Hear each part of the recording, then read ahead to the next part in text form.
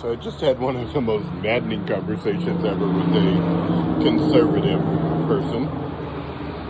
Yesterday, the topic of low-income housing in Pacific Palisades was brought up, and my opinion was sought.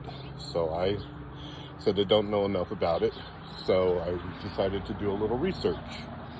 This morning I had done some research, and I wanted to talk to the person who asked me the question, but rather I ended up talking with one of his staff. So I was looking for John to discuss this, and it seemed to be a topic that interested him, so he jumped all over it. So the government in California has passed a bill, or is passing a bill, that will provide funding that will allow them to build low-income housing in Pacific Palisades. I watched a nonpartisan assessment of what this is and what it means, and costs and benefit and, liability. So I thought I would have an intellectual discussion with my friend. And so as I brought up the topic, the first thing I said, you will see in the media, like on Fox News or CNN or any of those guys, a spin. They want you to like Gavin Newsom. They don't want you to like Gavin Newsom. They want you to think Gavin Newsom's out to destroy California while we have a vibrant and booming economy most of the time before Donald Trump took office. Yesterday it was posed to me that Newsom is doing this, Newsom is doing that, and stuff, as though he is operating independently without any oversight or anything. So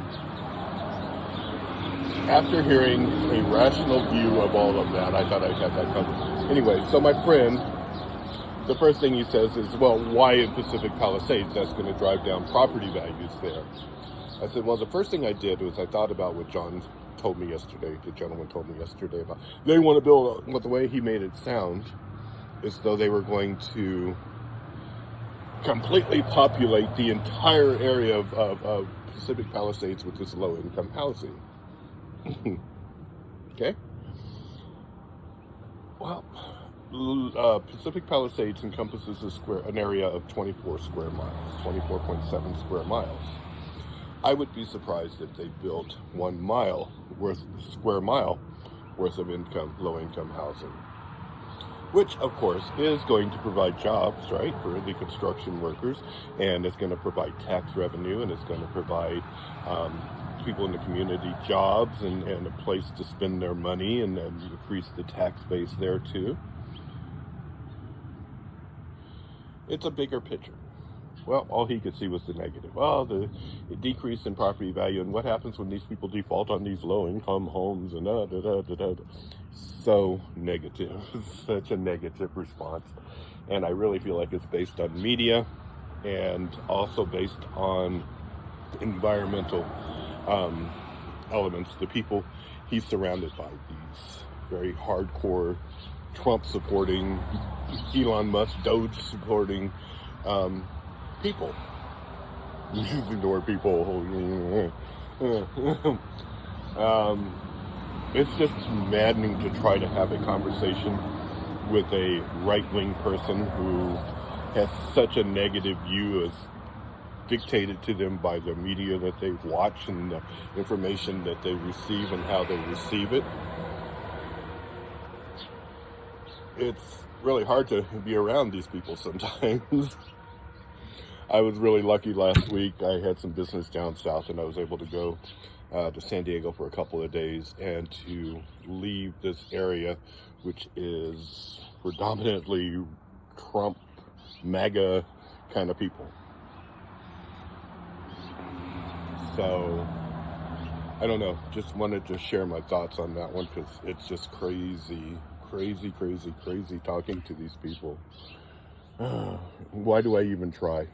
John, the guy I wanted to talk to, I think he's more level-headed. He's pretty hardcore Trump, right-wing. He's a gun nut. He wants to shoot everybody and all that stuff. But, yeah. I'm thinking of one argument in particular about how, I said, try to imagine, okay, you got a teacher who makes $60,000 a year, can't afford a really nice home somewhere, but now there's an opportunity to buy a nice home in the Pacific Palisades that's low income, not free, not, But low income, well, you know, how teachers going to afford that on $60,000 a year salary? I said, okay, look, sorry, let me restart this. Back in the George Bush days, they would give you a mortgage no matter who you were. All you had to do was sign the line. But now you actually have to qualify. So they're going to look at your income, they're going to look at your expenses, they're going to look at everything before they say, yes, we'll finance you. They're not going to just give you a loan because you're low income, right? You're going to have a way to pay for it.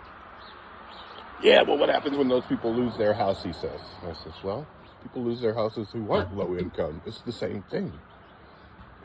Just, so crazy talking to these people.